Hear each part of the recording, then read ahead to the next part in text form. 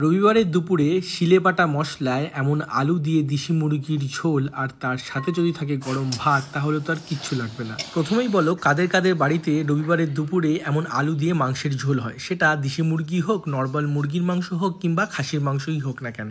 আজ কিন্তু রেসিপিটা পুরো ডিটেল রেসিপি, মানে সমস্ত মাপঝোপ আমি রেসিপিতে বলে দিয়েছি। তো কিছুই না, এই দেশি মুরগির ঝোল বানানোর জন্য 1 কিলো দেশি মুরগির জন্য আমরা এখানে 300 গ্রাম পেঁয়াজ ব্যবহার করছি। সেটাকে যতটা পাতলা কাটা যায় ততটা পাতলা কাটার চেষ্টা করবেন। 1 কিলো মাংসের জন্য 300 গ্রাম পেঁয়াজ। 1 কিলো মাংসেতে আমরা এখানে 10টা কাঁচা লঙ্কা চিড়ে দিচ্ছি। ঝালের প্রেফারেন্সটা আপনারা নিজেদের মতো দেবেন। যেহেতু আমরা ঝাল বেশি খাই, তাই জন্য আমরা 1 কিলোতে 10টা কাঁচা লঙ্কা দিলাম। শুকনো লঙ্কার ক্ষেত্রেও আমরা এখানে 10টা শুকনো লঙ্কা ব্যবহার করলাম, সেটাকে গরম জলে ভিজিয়ে রাখি। ঝালের প্রেফারেন্সটা কিন্তু আমি আপনাদেরকে আবারও বললাম, এটা নিজেদের অনুযায়ী দেবেন। আমরা ঝাল বেশি খাই বলে 10টা করে লঙ্কা দিয়েছি 1 কিলো মাংসের জন্য। 1 কিলো মাংসের জন্য আমরা 2টো মাঝারি বা ছোট সাইজের টমেটো দিলাম, আর সেটাকে 4 ফালি করে নিলাম। জেনারেলি আমি আমার কোনো মাংসেতে, মানে মুরগির মাংস বা খাসির মাংস বলুন, জিরে ধনে দিই না। বাট যেহেতু এটা দেশি মুরগি, তাই আমরা এখানে 1/4 টেবিল স্পুন করে জিরে আর ধনে দিলাম। সেটাকে জলে ভিজিয়ে রাখবো যাতে বাটতে সুবিধা হয়। যেহেতু দেশি মুরগির মাংস, তাই জন্যই কিন্তু দিলাম। আজকে আমি যেভাবে মাংসটা রান্না করছি, সব কিছুর একদম সঠিক পরিমাপ থাকবে। সেক্ষেত্রে রসুনও আমি বলে দিলাম যে কতটা ব্যবহার করলাম। এখানে আমি 30 গ্রাম মতো রসুন ব্যবহার করেছি 1 কিলো মাংসের জন্য।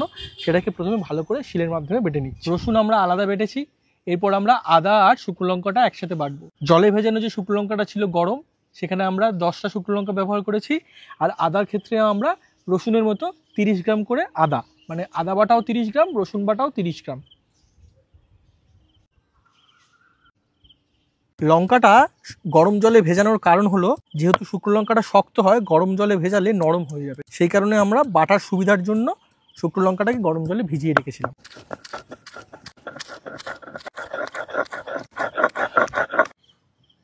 সবশেষে এবারে আমরা জিরে ধনে আছে সেটাকে বেটে নেব।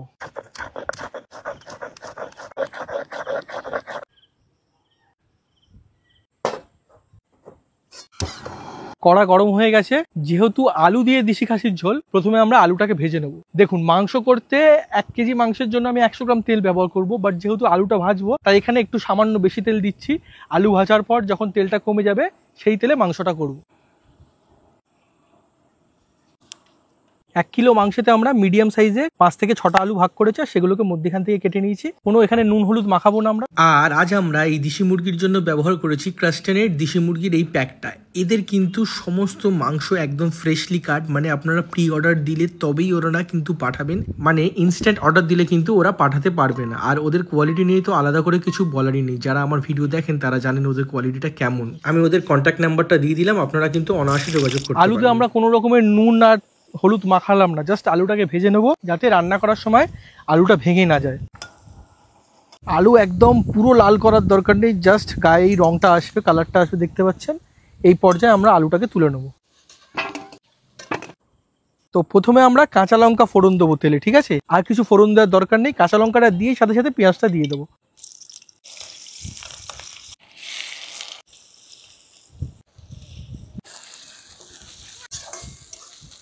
পেঁয়াজটা আমরা ভাজবো যতক্ষণ না পেঁয়াজটা লাল লাল হচ্ছে। পেঁয়াজ লাল লাল হওয়ার পরেই কিন্তু আমরা রসুন বাটাটা দেবো। দেখুন, পেঁয়াজটা লাল লাল হয়ে গেছে ভাজা। এই অবস্থায় আমরা রসুনটা দিয়ে দেবো।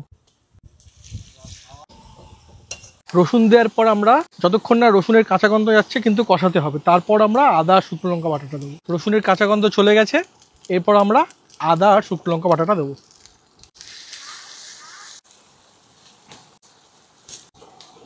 শুকনো লঙ্কা আর আদা বাটা দিয়ে 2 মিনিট নড়িয়ে আমরা টমেটোটা দিয়ে দেবো। টমেটো দেওয়ার সাথে সাথে নুনটা দিয়ে দিলাম, যাতে টমেটোটা তাড়াতাড়ি গলে যায়। তার সাথে হলুদ দিয়ে দিলাম। নুন দেওয়ার ফলে দেখুন টমেটোটা আস্তে আস্তে গলতে শুরু করেছে, আর আদা শুকনো লঙ্কা রসুনের সমস্ত কাঁচা গন্ধ চলে গেছে। এই অবস্থায় সব শেষে আমরা জিরে আর ধনে বাটাটা দিয়ে ভালো করে মিশিয়ে নেব। মশলার সমস্ত কাঁচা গন্ধ চলে গেছে আর তেলও ছেড়ে দিয়েছে। এবার আমরা মাংসটা দিয়ে দেবো। মাংস দিয়ে পরিমাণ মতো উপর থেকে আমরা নুনটা দিয়ে দেবো। হাই ফ্লেমে মাংসটা কষাবেন।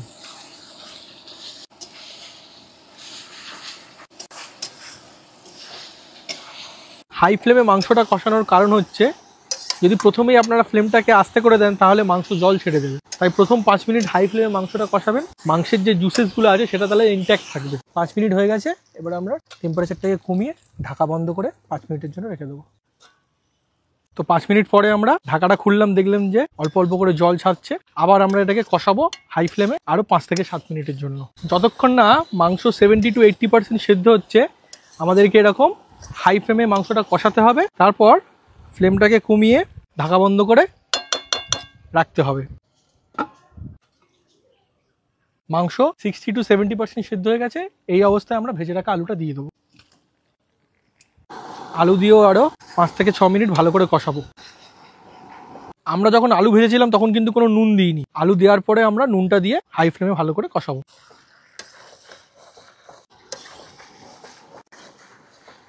সামান্য একটু গরম জল দিলাম, যেহেতু নিচে লেগে যাচ্ছে, এরকম সামান্য একটু একটু করে গরম জল দিয়ে দিয়ে কষাবেন। মাংস আমাদের 80%, 70-80% মতো সেদ্ধ হয়ে গেছে। আলু আমাদের 70-80% মতো সেদ্ধ হয়ে গেছে। এরপর আমরা গরম জল দিয়ে দেবো মাংসের মধ্যে। গরম জলের পরিমাণটা আপনারা নিজেদের মতো দেবেন, ঝোল যতটা পছন্দ করেন সেই অনুযায়ী গরম জল দেবেন।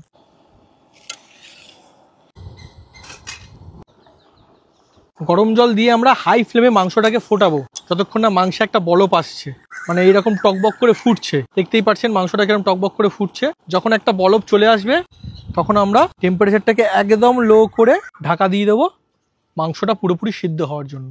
মাংস যতক্ষণ সেদ্ধ হচ্ছে আমরা গোটা গরম মশলাটা শিলে ভালো করে বেটে নেবো। এখানে 2টো মতো দারচিনি আছে পাতলা পাতলা, 4টে এলাচ আর 4টে লবঙ্গকে জল দিয়ে ভালো করে শিলের মাধ্যমে বেটে নেবো।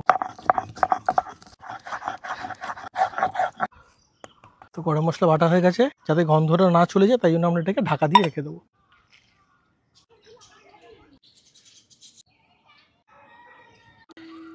তেলও ছেড়ে দিয়েছে, মাংস সিদ্ধ হয়ে গেছে, হাড় থেকে ছেড়ে আসছে দেখতে পাচ্ছেন, আলুও সিদ্ধ হয়ে গেছে। এরপর আমরা গরম মশলা দিয়ে মাংসটাকে নামিয়ে নেবো। গরম মশলা দিয়ে এবার আমরা ভালো করে মিশিয়ে দেবো। একদম গ্যাসটা বন্ধ করে ঢাকা চাপা দিয়ে 5 মিনিট রেখে দেওয়ার পরে সার্ভ করব। 5 মিনিট স্ট্যান্ডিং টাইমে রাখার পর কালার টেক্সচারটা দেখুন কি অপূর্ব লাগছে। আর কলা পাতায় এমন গরম ধোঁয়াটা ভাতের সাথে এমন আলু দিয়ে দেশি মুরগির ঝোল আর কিচ্ছু লাগবে না। আর এটা কেমন ভাবে খেতে হয় সেটাও আমি তোমাদের দেখিয়ে দিচ্ছি। একটু আলু ভেঙে ঝোলের সাথে ভালো করে মাখিয়ে নিন, সামান্য একটু নুন, একটু গন্ধরাজ লেবু, একটু কাঁচা লঙ্কা ডলে সামান্য একটু ঝোল দিয়ে ভালো করে মাখিয়ে লেগ পিস নিয়ে দারুণ।